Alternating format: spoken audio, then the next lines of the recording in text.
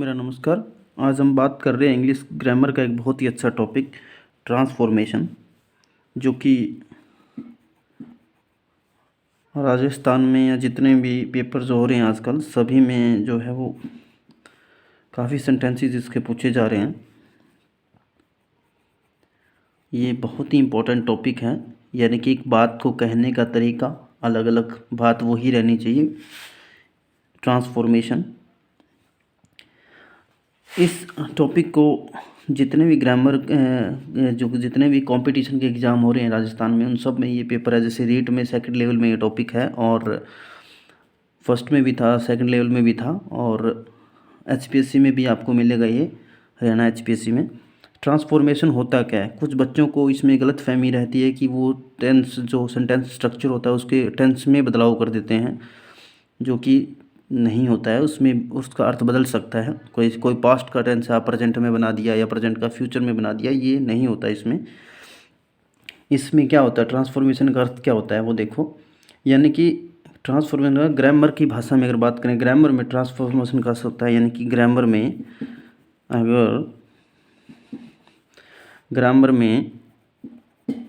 Transformation का जो अर्थ होता है,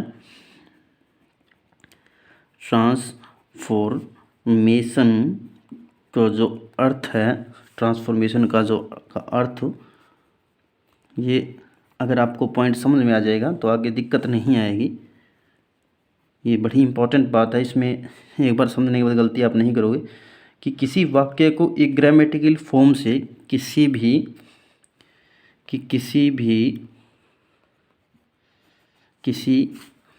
सेंटेंस, यानी कि किसी भी सेंटेंस जो होता है, किसी भी सेंटेंस में यानी कि वाक्य की ग्रामेटिकल फॉर्म में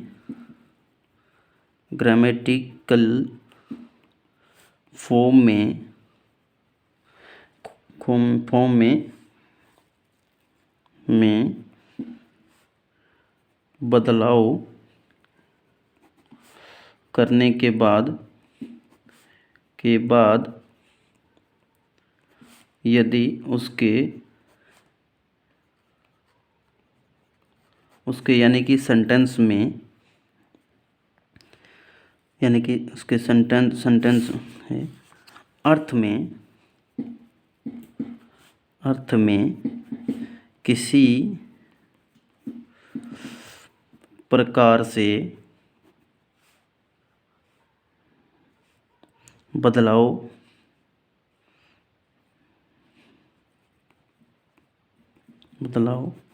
ना होना, यानी कि ग्रामर में ट्रांसफॉर्मेशन का अर्थ क्या होता है, किसी भी सेंटेंस की ग्रामेटिकल फॉर्म में बदलाव करने के बाद यदि उसके अर्थ में किसी प्रकार का बदलाव ना होता है या ना होना ही ट्रांसफॉर्मेशन कहलाता है।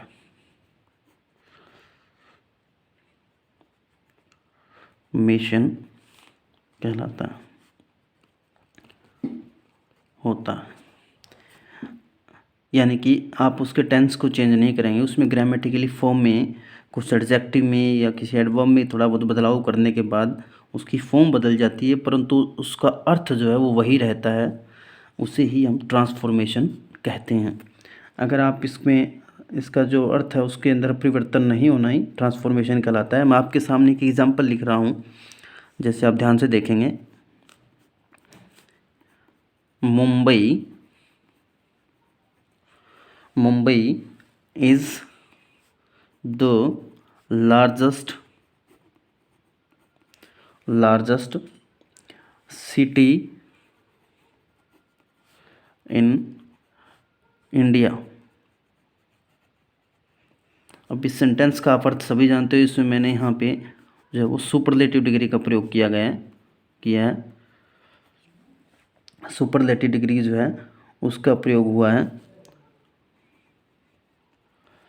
दूसरा सेंटेंस आप ध्यान से देखिए, इसमें मैंने लिखा है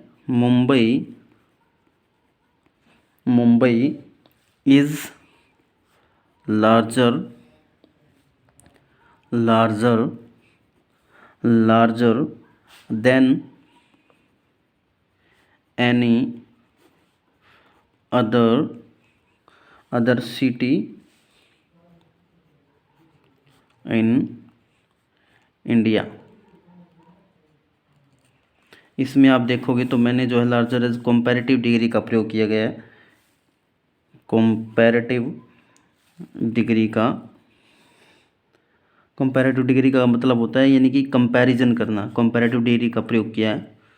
आपके इसके अर्थ में देख सकते हो किसी तरह का कोई बदलाव नहीं है, अर्थ वही है, कहना यही चाहता है कि मुंबई जो है वो बड़ी सिटी है बाकी सिटी से। तीसरा सेंटेंस आप देखोगे, no other city in India is as large as Mumbai.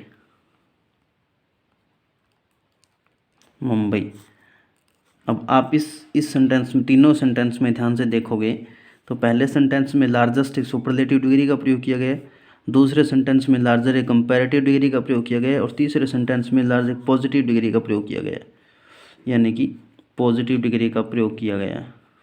यानी कि एडजेक्टिव में और इनमें बदलाव करने के बाद सेंटेंस में कैसे बदलाव हो जाता है कि सेंटेंस की फॉर्म में बदलाव किया और उससे उसका अर्थ जो है वो वही रहता है जो पहले सेंटेंस का था। यानी कि जो हम कहना चाहते हैं बात तीनों में सेम ही है, बस सेंटेंस की फॉर्म में बदलाव हुआ है, इसे ही हम ट्रांसफॉर्मेशन कहते हैं।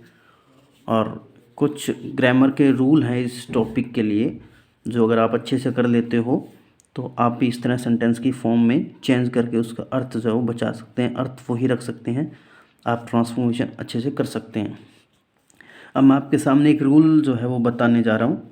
यानी कि सबसे पहले जो रूल है, यानी कि एडवर्ब का प्रयोग कैसे किया हुआ है, कैसे उसको बदलना है। जैसे आप टू से अच्छे से वाकिफ़ हैं, टू को आपको कन्वर्ट करना है सो में, टू का प्रयोग करना है आपको, टू के स्थान पर प्रयोग करना है आपको सो का।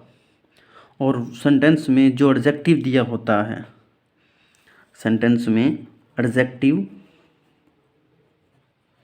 या कोई पास्ट पार्टिसिपल का प्रयोग किया गया है, पास्ट पार्टिसिपल का जो प्रयोग किया गया है, उसके बाद यानी कि उसके बाद आपको दैट का प्रयोग करना है, दैट का प्रयोग करना है। और दैट का प्रयोग करने के बाद जो इसमें जो प्रोनाउंस प्रयोग किए गए हैं, जो पर्सनल प्रोनाउन जैसे ही, सी, इट, आई, यू, वी, दे, उनको आप एज इट इज़ इसके अंदर प्रयोग करोगे। और उसके बाद आप जो है जो इन्फिनेटिव दिया गया है, इन्फिनेटिव जो दिया गया है इसमें दिया हुआ मिले आपको, तो आप उसके बदले में कैन नॉट का प्रयोग करेंगे। उसके बदले में उसके बाद क्या करेंगे, आप कैन नॉट का प्रयोग करेंगे और उससे आप सेंटेंस को बदलता हुआ देख सकते हो। जैसे मैं आपके एग्जांपल अब आपके सामने रख रहा हूँ, देखो कैसे बदल रहे हैं। एक ही रूल मैं आपको आज करवा रहा हूँ। I am too busy, I am too busy to go out. अब इस सेंटेंस की फॉर्म में यदि हम चेंज करते हैं तो देखो मीनिंग वही रहेगा जो हम कहना चाहते हैं, फॉर्म बदल जाएगी। I am so busy, I am so busy, so busy. अब इसके बाद आप दैट का प्रयोग करें, that I am so busy that I can't go out. अब आप देख सकते हैं कैसे मैंने टू के बदले में यहाँ सो का प्रयोग किया गया है और एडजेक्टिव के बाद मैंने दैट का प्रयोग किया है और उसके बाद पर्सनल प्रोनाउन को दोबारा यूज़ किया और उसके बाद जो टू इन्फिनिटिव है इसके बदले में मैंने क्या यूज़ किया है, कैन नॉट का प्रयोग किया गया है। प्रेजेंट टेंस में यही फॉर्मेशन लगती है और आप इस सेंटेंस को बना सकते हैं। जैसे एक एग्जांपल मैं और दे रहा हूँ आपके सामने, दूसरा एग्जांपल दे रहा हूँ कि he is too proud, he is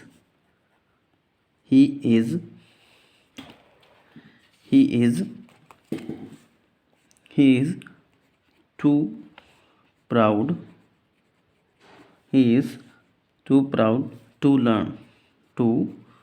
learn। अब आप इसको भी बदल सकते हो, कैसे बदलोगे देखो, he is so proud, he is so proud that he cannot learn। अब आप इसमें भी देख सकते हो, मैंने वही फॉर्मेशन यूज़ की है, टू के बदले में सो का प्रयोग किया गया, एडजेक्टिव के बाद मैंने दैट लगाया, और उसके बाद पर्सनल प्रोनाउन जिसकी बात कर रहा था जो बंदा, यानी कि इसमें जो सब्जेक्ट है इसको proud, he is too proud, इसमें जो ही है उसको द्वारा आप यहाँ यूज़ करोगे एज सब्जेक्ट, और यहाँ टू इन्फिनेटिव के बदले में कैन नॉट वर्ब की फर्स्ट फॉर्म का प्रयोग करोगे। और इसे आप इसी फॉर्मेशन में जब हम बदलाव कर, इन्हें ही हम एक ग्रामेटिकल भाषा में ट्रांसफॉर्मेशन कहते हैं। और इस वीडियो को 2 बार आप ध्यान से देखोगे तो ये बात आपको समझ में आ जाएगी। और अगर मेरी वीडियो आपको अच्छी लगी है तो प्लीज़ इसे शेयर और सब्सक्राइब ज़रूर करें, ताकि मैं आपके लिए और मेहनत कर सकूं और मुझे थोड़ा इसके लिए कॉन्फिडेंस मिले। आपका बहुत बहुत धन्यवाद।